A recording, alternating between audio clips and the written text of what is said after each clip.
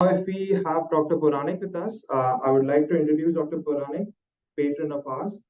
He is a senior neurologist and a retired professor at MGM College Indore, who is focusing his energy and expertise on medical education and research. In his 45 years of experience, he has dealt with many patients whose problem is complex and challenging for diagnosis and therapy. He has been consistently guiding us in our endeavor since the inception of ours. Thank you for joining us today, Doctor. It will be worthwhile to hear from you. Let me just stop sharing.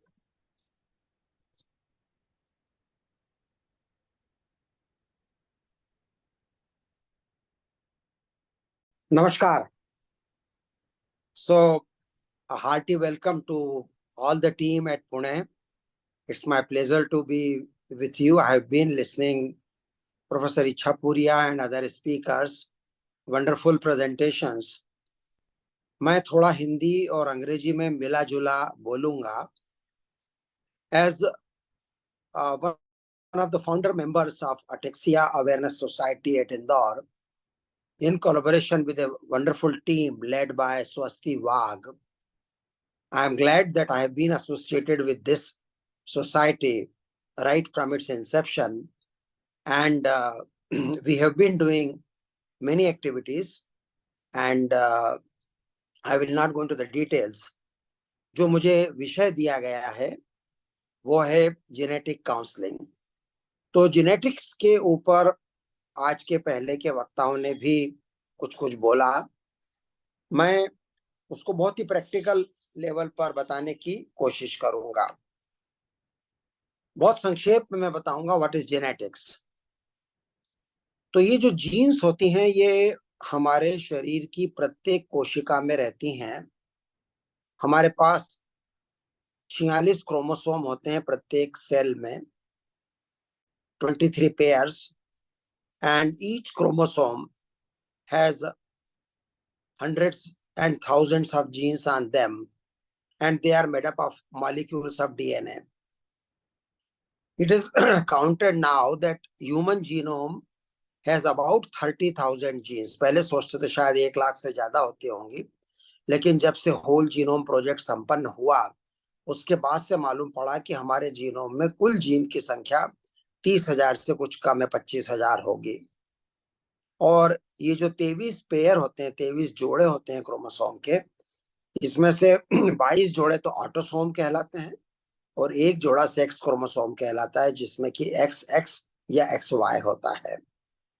और जब भी माँ के गर्भ में एक बच्चे का बीज बनता है तो आधी जीन्स पिता की तरफ से और आधी जीन्स माँ की तरफ से आती हैं.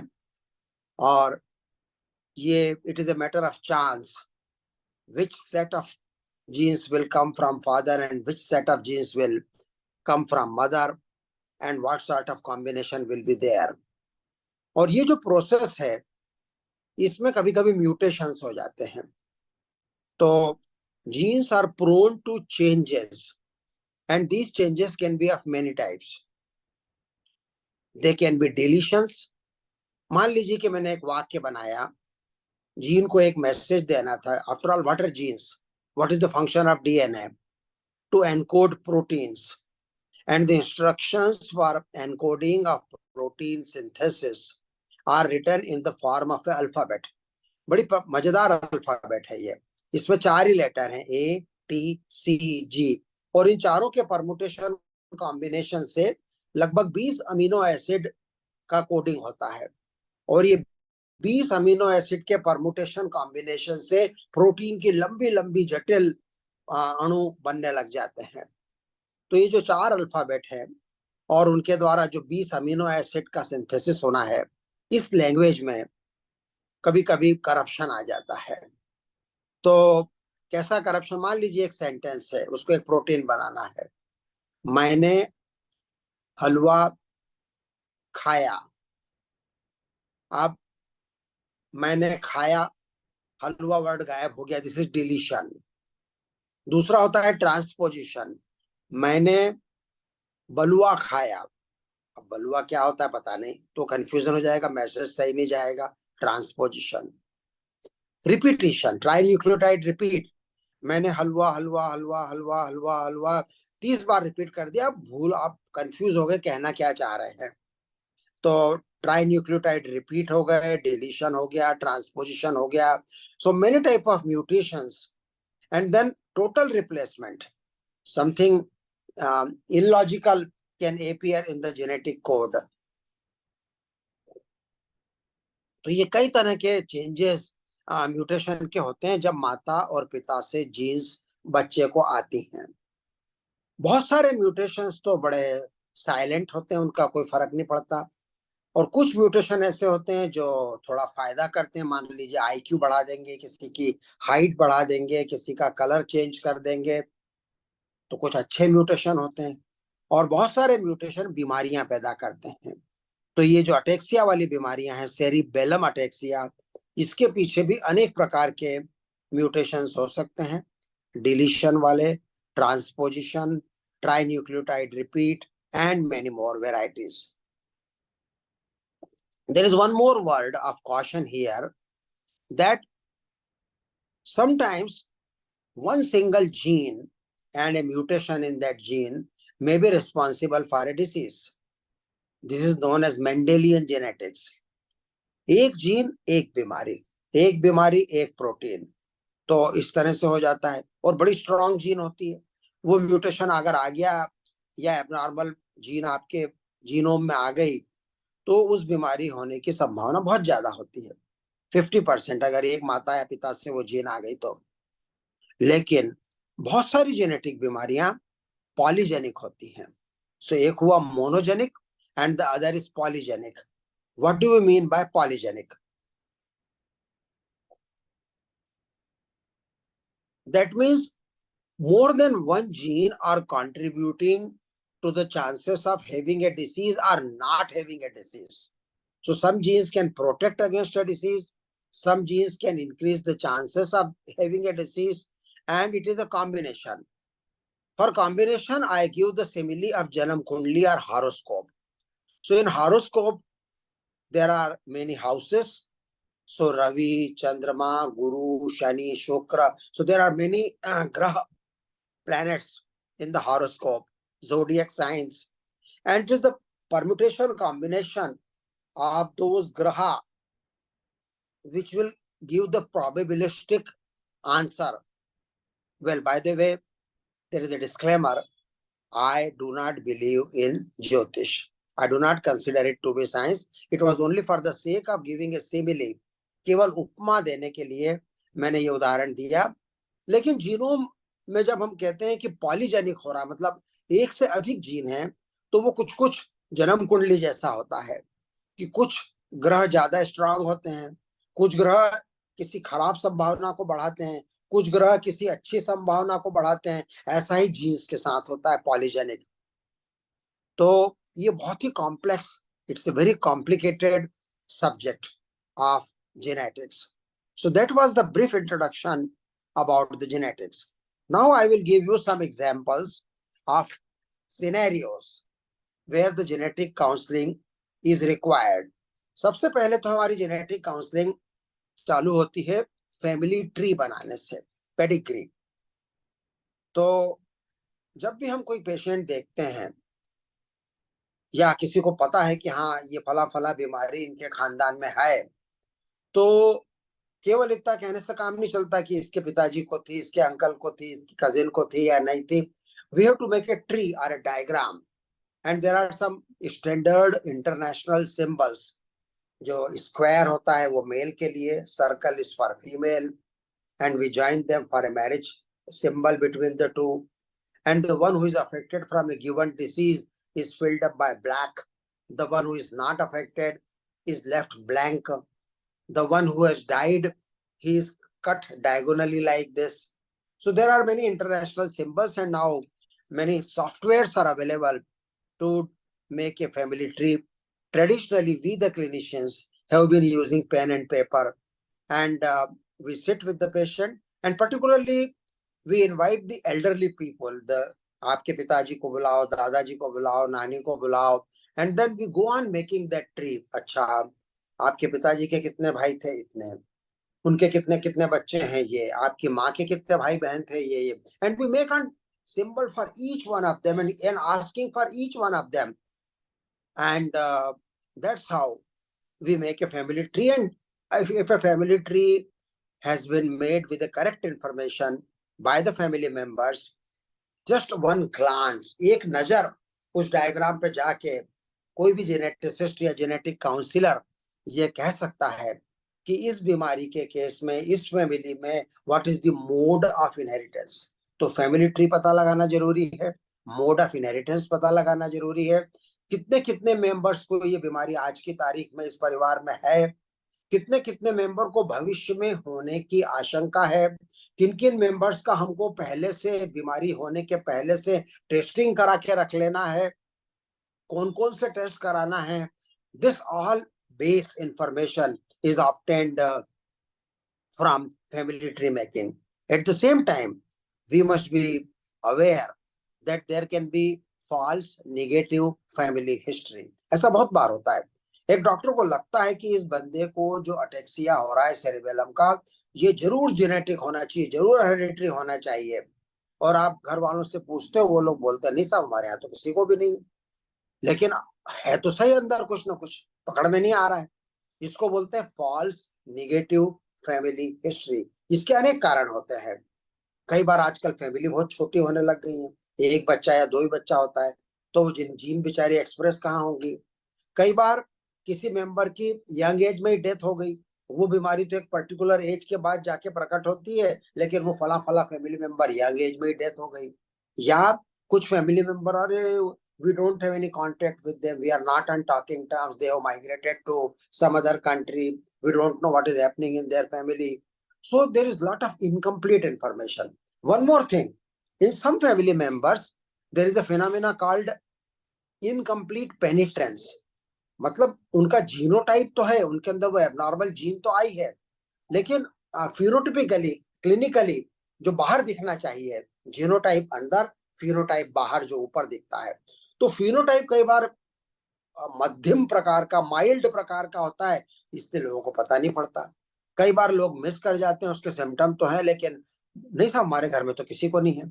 ऐसी स्थिति में ये जरूरी हो जाता है, we bring all family members, all relatives, particularly those about whom by looking at the family tree you suspect this fellow must be tested. ये जानकारी हमको फैमिली ट्री से मिलती है, और हम उनको बुलाते हैं, आग्रह करते हैं भैया किसी भी तरह से आ जाओ, और फिर हम उनके लिए बायोमार्कर्स देखते हैं। बायोमार्कर मतलब ये कि उस डिसीज के जो क्लिनिकल लक्षण है वो तो ऊपर से नहीं दिख रहे हैं, लेकिन कोई लैब टेस्ट होता है ब्लड में से या सीटी स्कैन में या एमआरआई में या एक्सरे में, उन टेस्ट को हम बायोमार्कर बोलते हैं।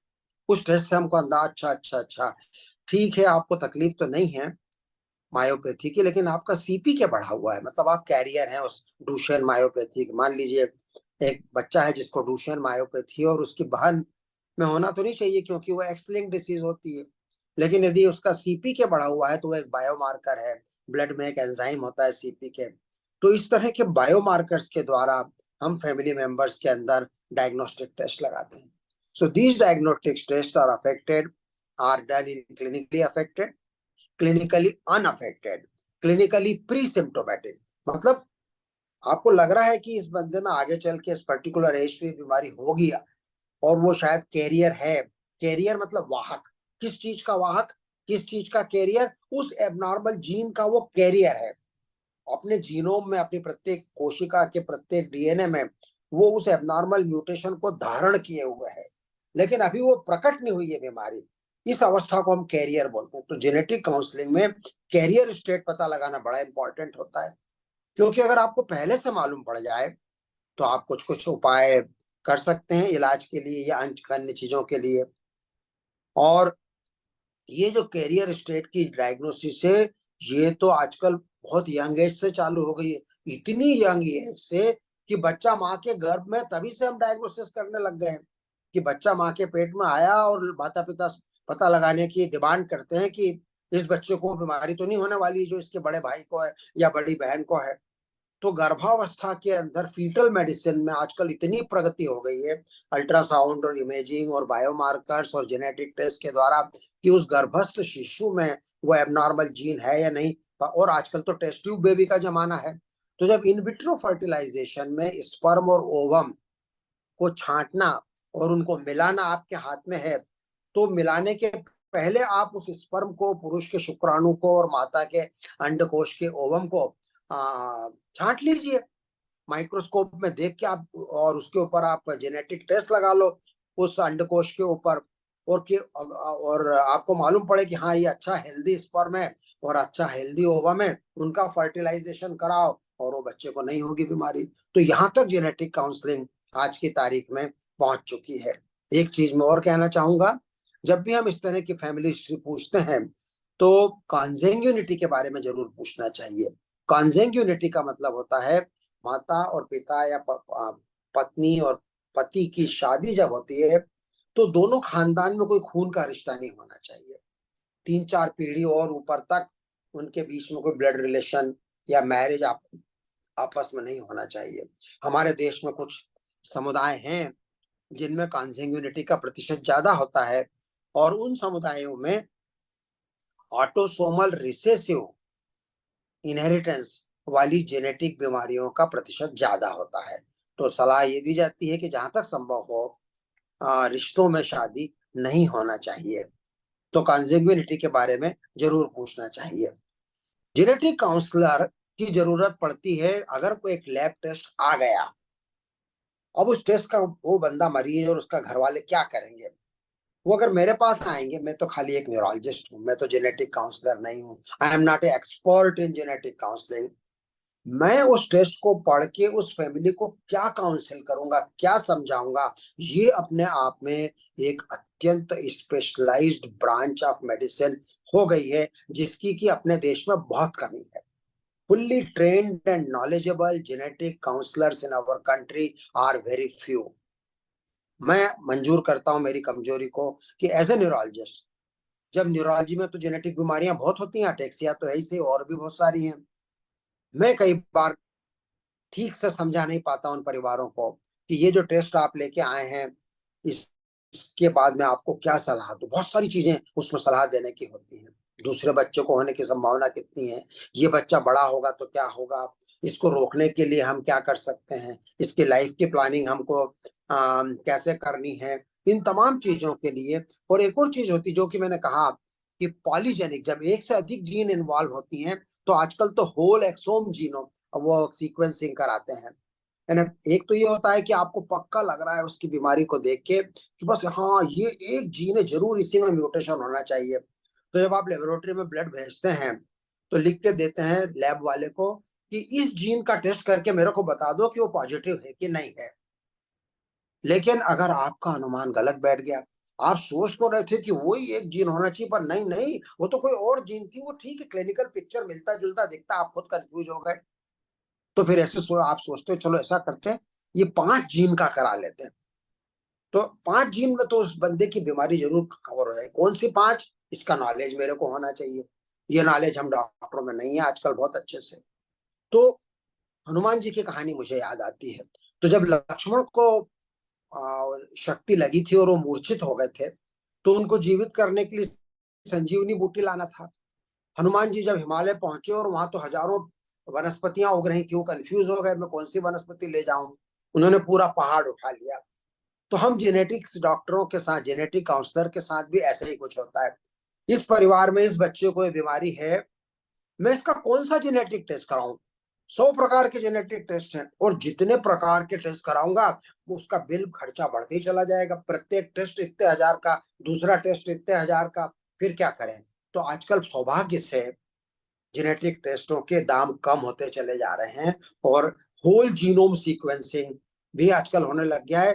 तो आप पूरा पहाड़ उठा के ले आए, आप पूरे जीनोम का टेस्ट करा के देख लो उसमें से जो आप, लेकिन होल जीनोम सीक्वेंसिंग की रिपोर्ट को पढ़ना, उसको उसका आकलन करना, उसके आधार पर घर वालों को सलाह देना, मैं स्वीकार करता हूं मेरी कमजोरी। एज ए जनरल न्यूरोलॉजिस्ट मेरा ज्ञान उसमें सीमित है।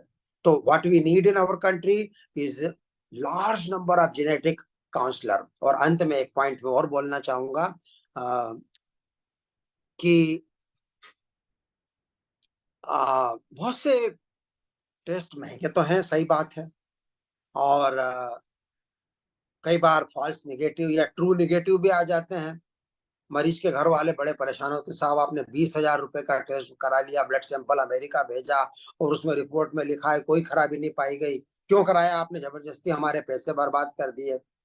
मैं उन्हें बड़े धैर्य के साथ समझाता हूँ, भाई ठीक है टेस्ट नेगेटिव आया, अच्छा है, तो हमें इससे इतना मालूम पड़ा कि आपकी बीमारी इन इन इन इन इन म्यूटेशन के कारण नहीं है, किन्हीं और म्यूटेशन के कारण है, किन्हीं और कारणों की वजह से है, वो हम नहीं जानते, उसको पता लगाने की हम कोशिश करें। क्या करें, मेडिकल साइंस कोई परफेक्ट साइंस तो होता नहीं है, हमको स्टेप बाय स्टेप, कदम दर कदम ही चलना पड़ता है, इस तरह से हमको टेस्ट करना पड़ते हैं। दूसरी आपत्ति जो रिश्तेदार लोग उठाते हैं मेरे सामने वो ये है, सर आपने टेस्ट करा लिया, फला फला बीमारी निकल गई, अब आप इलाज लिख दो। मैं बोलता नहीं भैया इलाज तो है ही नहीं। अरे तो फिर क्यों इतना खर्चा कराया जब इलाज ही नहीं था? तो ये दूसरी तोहमत हमारे ऊपर लगाई जाती है, डॉक्टरों के ऊपर। फिर मैं अत्यंत धैर्य के साथ उनको समझाता हूँ कि इलाज नहीं है, फिर भी जेनेटिक टेस्ट करने के अनेक फायदे हैं।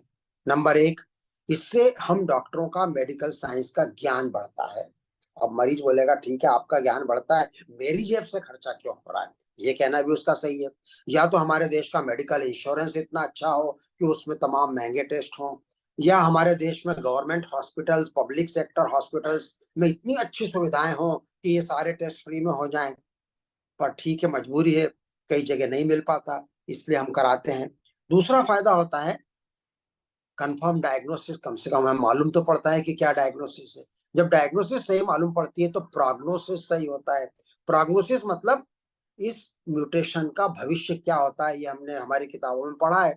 तो अगर हमें मालूम पड़ा कि इस बंदे को फला फला दुर्लभ, अत्यंत कम पाया जाने वाला म्यूटेशन है, लेकिन हमारे लिटरेचर में उसके बारे में काफी कुछ लिखा हुआ है कि दुनिया भर में इस म्यूटेशन के 1,000 केस पाए गए हैं और उनके बारे में पाया गया कि ये लगभग इतने साल जिंदा रहते हैं, लगभग इनको ये लक्षण होते हैं, तो वही सलाह हम हमारे मरीज को दे सकते हैं कि भाई ये उसका क्लिनिकल कोर्स और प्रोग्नोसिस होगा। तीसरा, हम जीनोटाइप और फिनोटाइप का कोरिलेशन कर पाते हैं कि अच्छा जीन में ये म्यूटेशन था और उसका क्लिनिकल पिक्चर मरीज का ये था, दोनों के बीच का सामंजस्य हम बिठा पाते हैं। और एक चीज मैं और अपने मरीजों को बोलता हूं, और वो ये है कि आज की तारीख में भले इलाज नहीं है, लेकिन रिसर्च तो बहुत हो रही है, शोध तो बहुत हो रही है, और ऐसी उम्मीद है जल्दी जल्दी इलाज निकलते चले जा रहे हैं।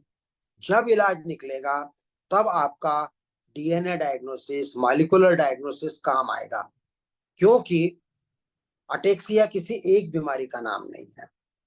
25 प्रकार के अटेक्सिया, 25 प्रकार के म्यूटेशन है, 50 प्रकार के म्यूटेशन है, और आपका म्यूटेशन कौन सा है ये आपको और मेरे को पता होना चाहिए।